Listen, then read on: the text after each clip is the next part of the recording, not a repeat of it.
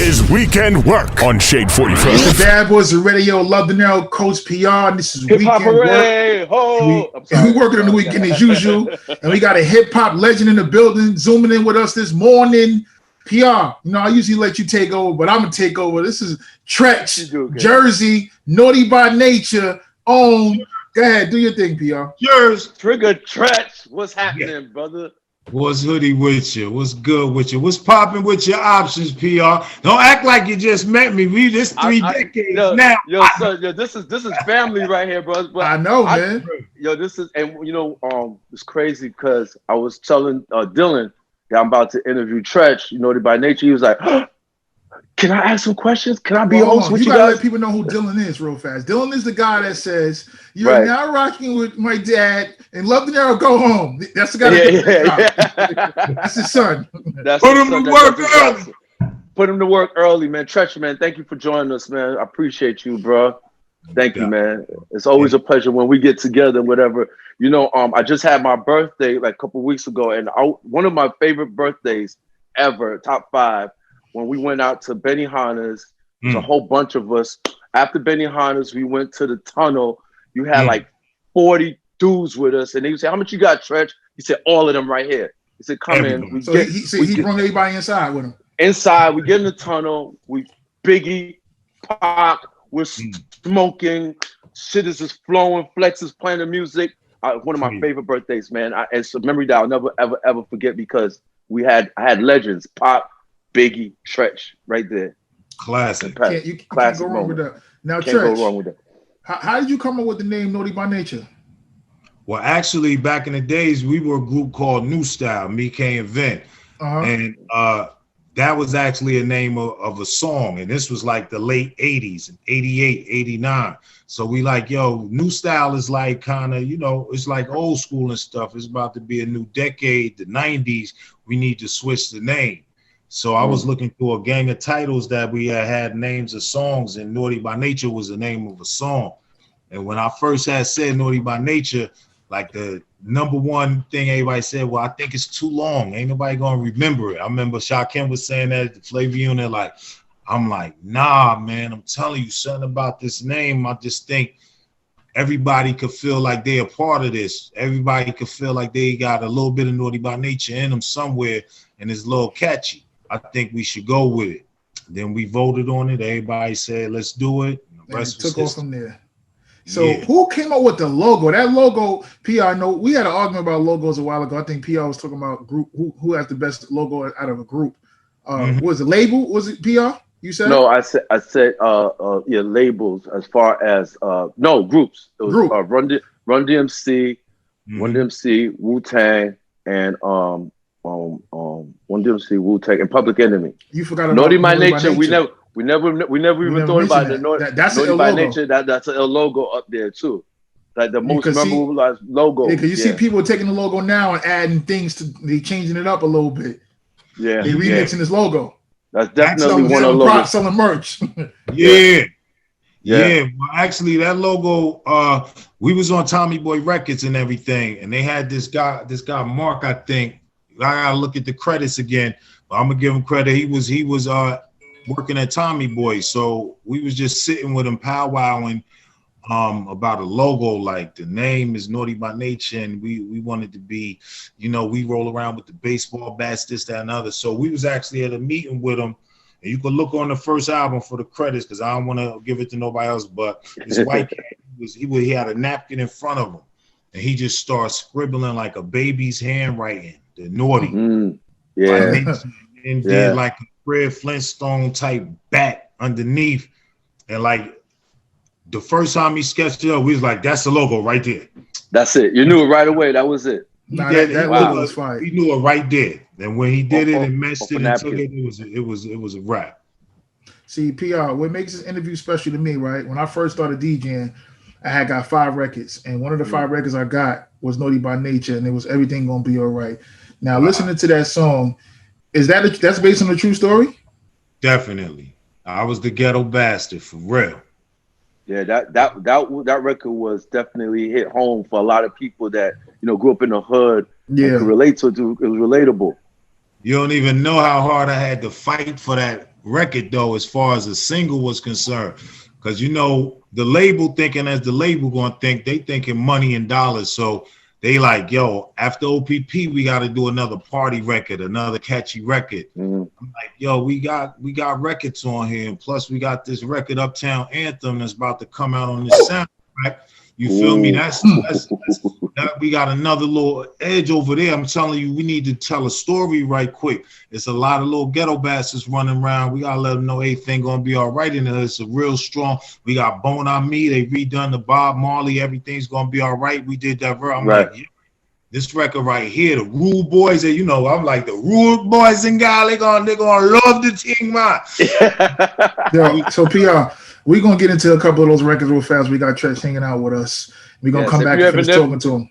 And remember this, if you had never been to the ghetto, don't ever come to the ghetto. Because you won't understand the ghetto. Stay your stinking ass out the ghetto.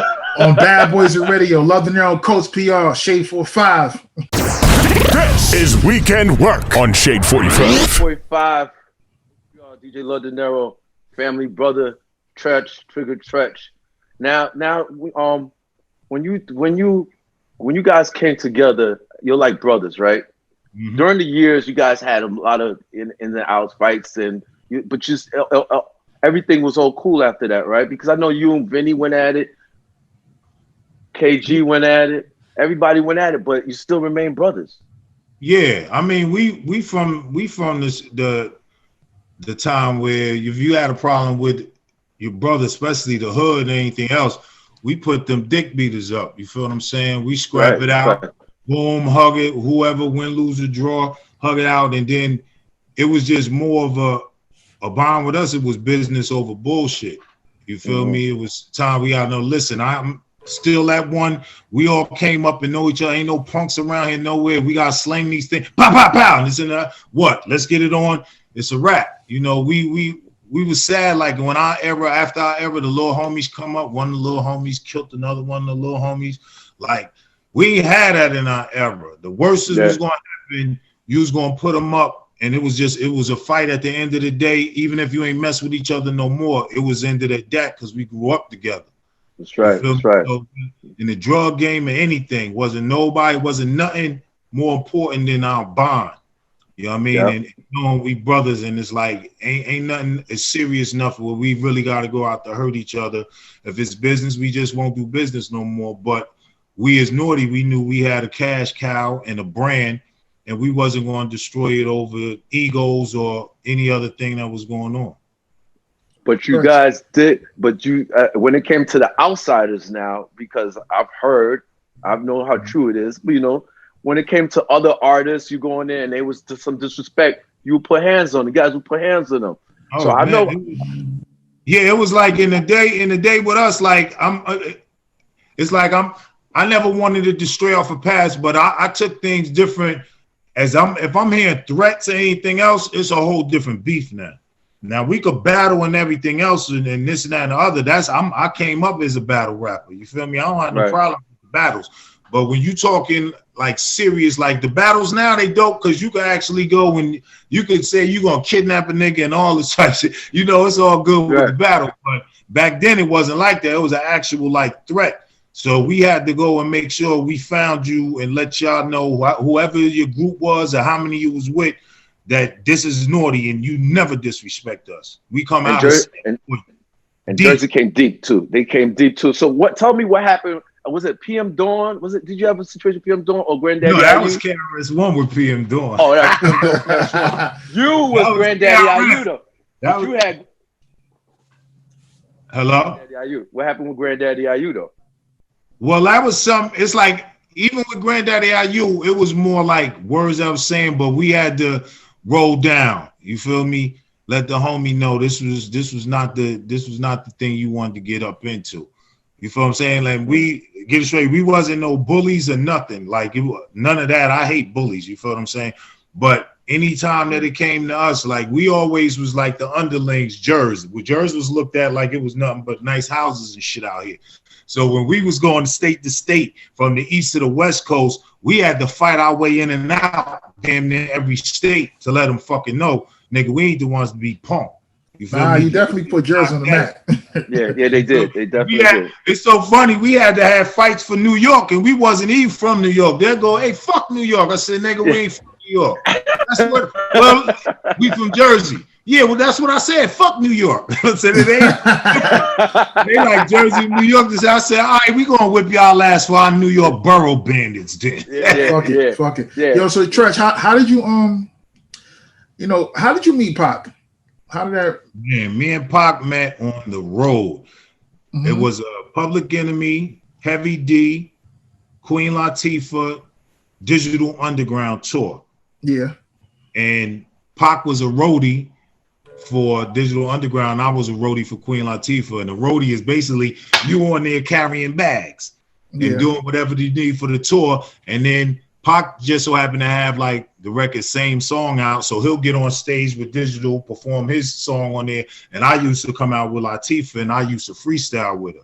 So we met on the tour, basically just blessed to be out the hood, and the homies took us out on the road and we met like that, and from that day on, connect. It was a connection. Yep.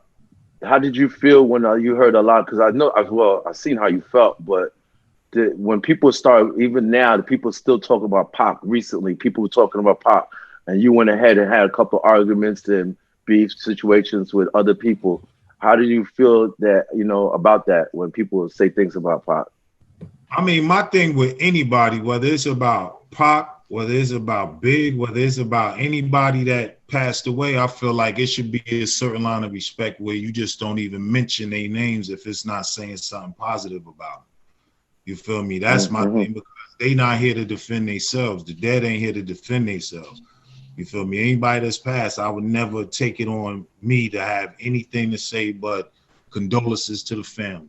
You feel me? Even if we had a problem when they passed, death is no coming back from. And I wouldn't wish that on nobody, especially when I'm knowing how many homies I might have had a problem with, or people that through the years we mended and is the best of friends now and business partners and doing this. But if we would have been at the point where we would have killed each other back in the days, we wouldn't have never seen that. You feel me? Sometimes it takes time for you to know, is it that serious to take a beef as far as where you after somebody or somebody after you? And in the music game, it's like, this is one thing that we have, that we created. Hip hop is Black men and women, and it's like it seemed like we the only ones that's really going after each other like that. When any other music form, they out there making billions together, and millions together, and not trying to tear each other down. So that's the most hurtful part about it. How was your relationship with Big after Pac? Did you still have a relationship? Yeah, with that side. We were on tour with Bad Boy right after they were going through their beef, and it was so funny. You could go to my homies, Love Junior, Mafia, Lil C's, all of them. We's on the road, and I was asking them after the first week we was on road, like, yo, why y'all don't go out to none of these after parties with us or anything? Like, yo, we laying low, Death Row, they saying they got people 8 times. I'm like, huh? I call up straight up to Death Row. Suge, let me speak to Suge. He ain't here. Who this? Treach. Oh, Suge, hold on. Suge, this Treach. You don't know. Yo, man, what's up? Yeah, I'm out on the road, man. Junior Mafia ain't going out to the parties with me. Tell him, man, with all that, man. Stop being scared. We gonna make better records than them. We gonna get more money than them. We gonna show them, man, ain't nobody after them like that. We too busy getting this money back. Man, after that, they was chilling with us every single day after parties. They was on stage with naughty boxers, hoodies, all. Like, we was... Pac introduced me to Biggie, for one. Okay. So Pac was my brother, and Biggie became my brother from that introduction. So when they was beefing, it was like, I'm the one in the middle, like, how am I going to get these two to sit down? Did you try? Did you try to get them to sit down? Oh, yeah. And the thing was, I wasn't even worried about them going at it and beefing and taking it to that level. My concern was the outsiders. Right. From the West Coast that got Pac back, the people from the East Coast that got Biggie back, and all points in between that siding with somebody. You feel me? I wasn't never worried about them head up. If anything, I would have seen them putting up them hands. You feel me? But I'm knowing when I seen the cover of the Vibe magazine and they had Biggie on there and they had Puff on there and it says East versus West. That's when I said this shit about to be serious. So the media, it basically was the media that had the hand in this whole bullshit. I mean, just hype it up where now you putting, you imagine, you got niggas that don't even read articles or nothing that's in the streets and they say East versus West. So you got niggas on the East like, oh, it's on? Wait till them West Coast rappers come out here. You got niggas on the West, oh, word is on? Wait till them East Coast niggas come out here. We got something for them. You feel me? They lit the whole flame of it being tension in the air when it was just basically two rappers battling and going back, whatever their beast was, but it was between them until it starts making it like it's an East Coast, West Coast beef. Yeah, that shit was all for media, man. That shit was all for media. And that's who people the greatest of all times, their lives over the bullshit. Over that, like they did that to sell. They sold magazines. They did all kind of stuff. All types of shit, man. Yeah. So Treach, you been in the game as long as you've been in the game, right? What artists that you seen you could have signed and you passed up on? Oh, me? I wasn't signing no artists. I never wanted no labels, never do. I always put homies on. Right. Like I introduced them to people from labels and A&Rs and going like, yo, this is my homie.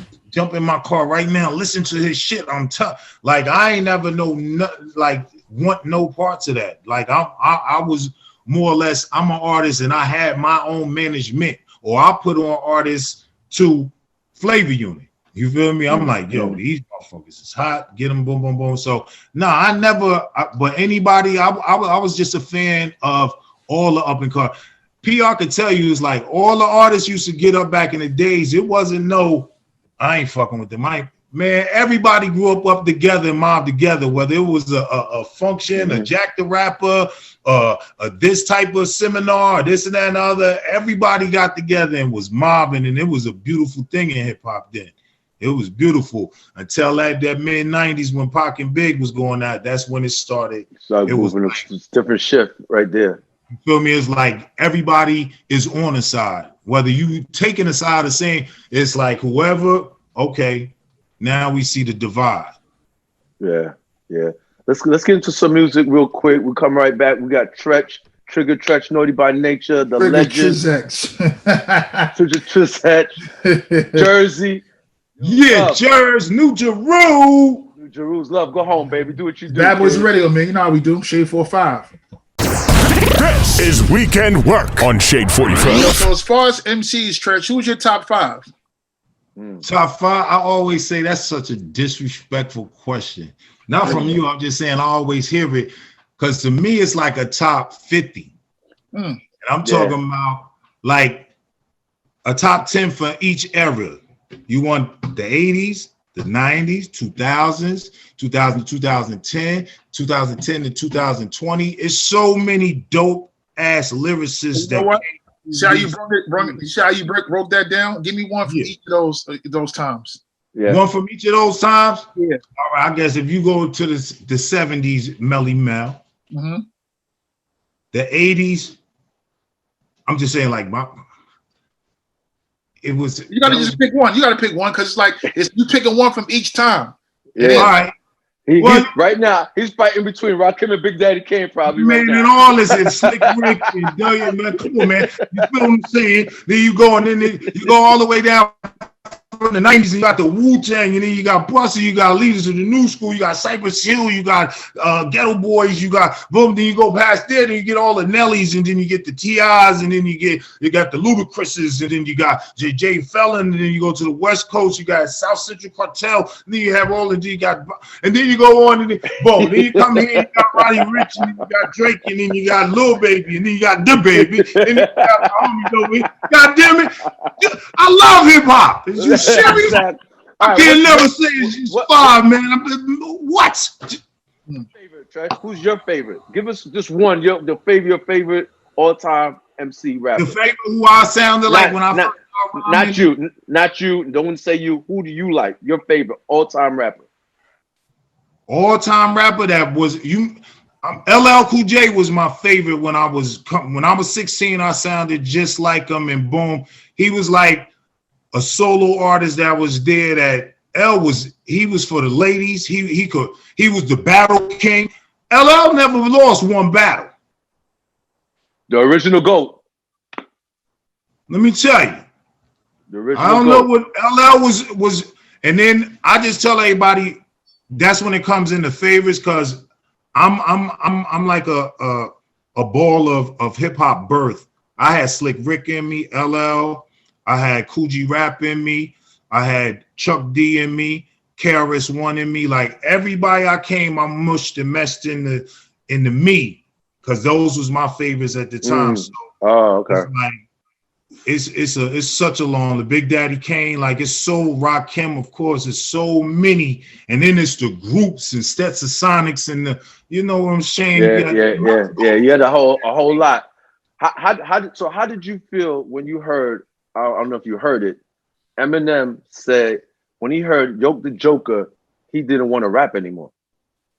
I mean, I was humbled. You feel me? Because he's one of the biggest. When he said it, he's one of the biggest stars and still one of the biggest hip hop stars all time out there.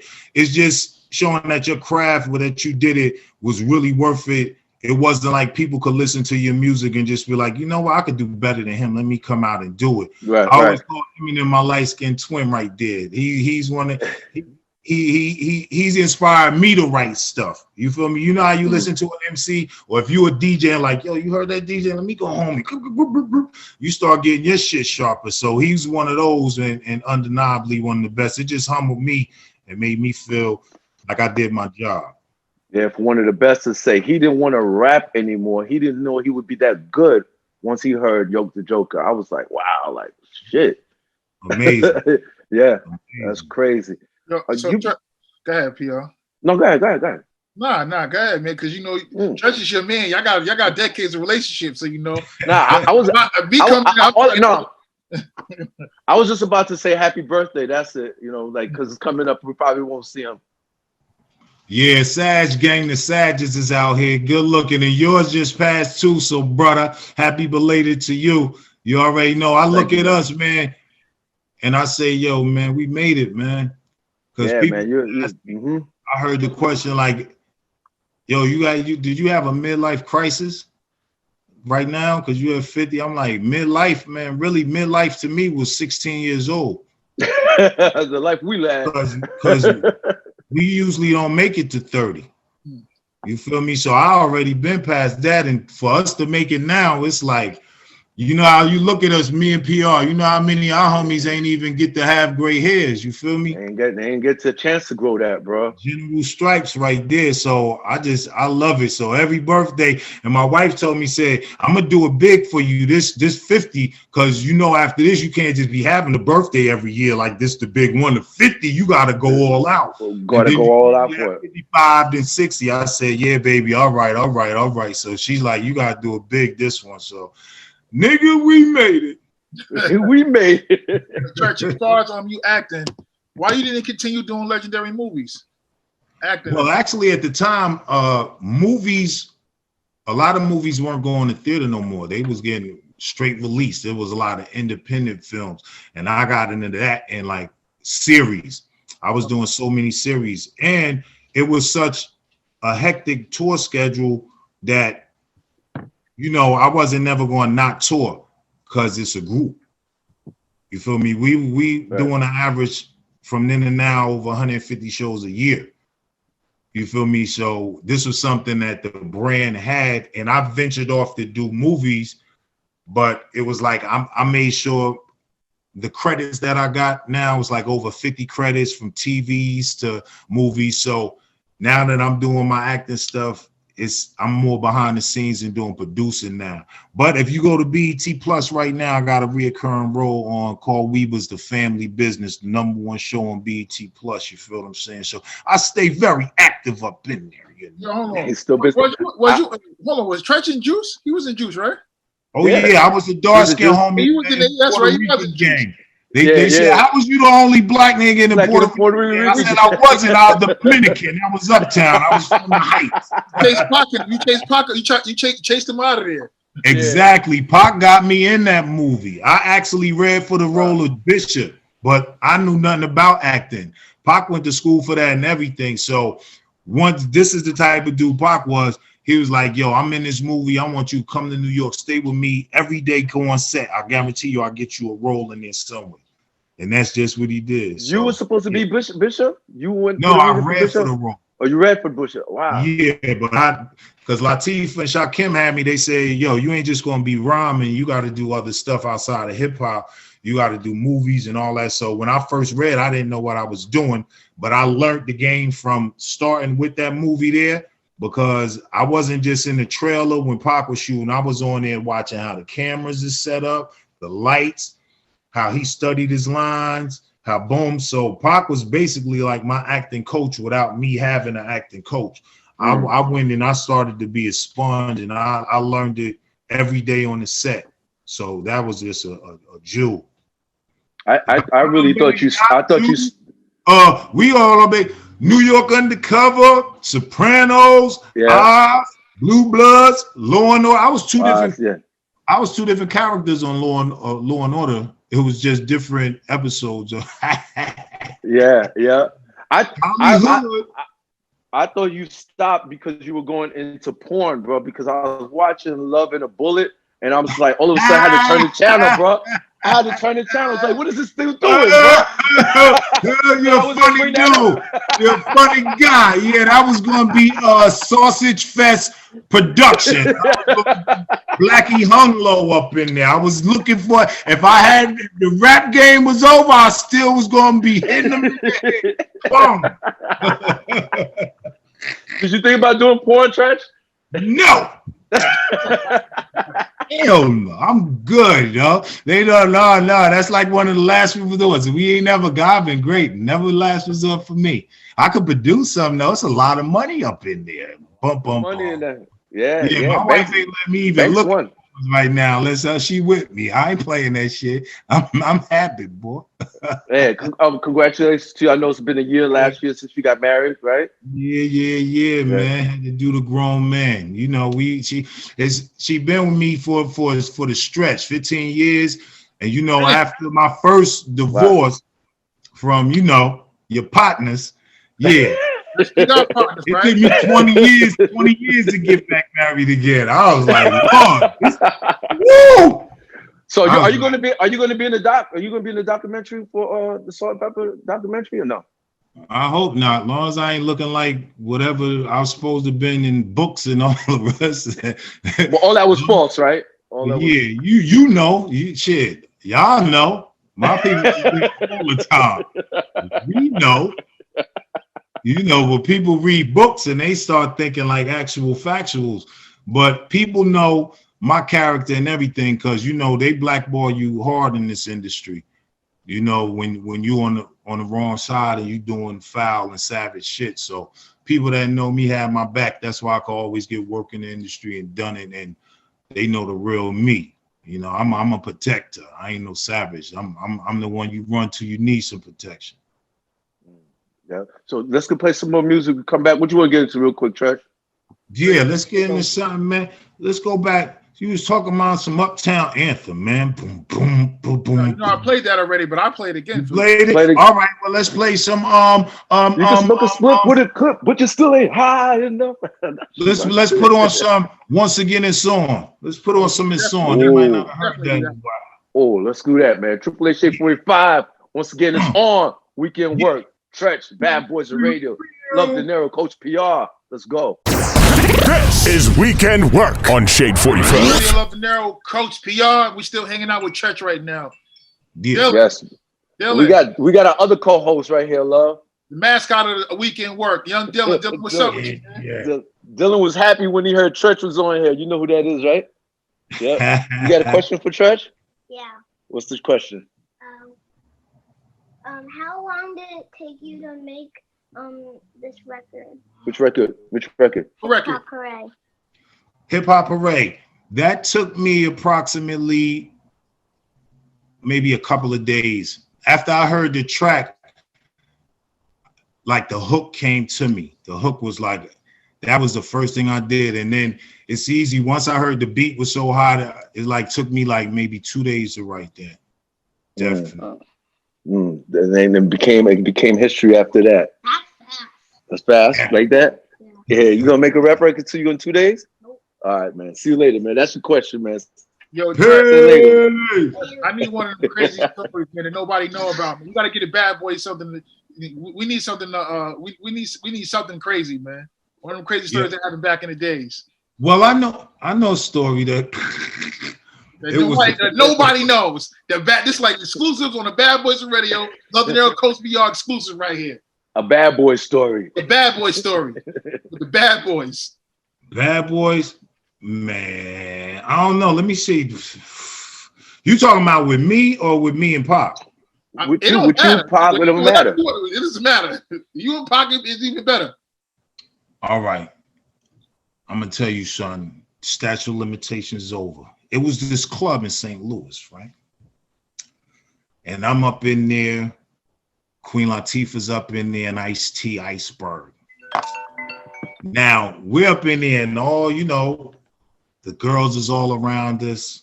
It's all a lovely thing. The bottles is being popped until it's just some local St. Louis homies. They wasn't feeling it. It was like it's just too much shine, too much ladies over there and glowing. They ain't like the image. They ain't like the glow. They ain't like the glow. The glow was just a little bit too bright, yo. So one thing leads to another where it's, it's just friction and then looks. And then we was like, hold on, this is a lot. Then something like an ice cube, something like thrown over and boom, boom. Then next thing you know, it's just like 3 of us, 4 or 5 of us, and it's like 2 or 3 of them. And all of a sudden, one comes over, throws a punch. Latifah jumps up, drop the first. The next one comes on, I got the chain and the lock. I used to wear the chain and the lock around the neck. We remember that. Ice-T comes, they run upstairs. One guy is like, that's the security. He's security. Boom, boom. Ice-T turns around. Pop, pop, pop, pop, pop, pop. Bah, knocked down.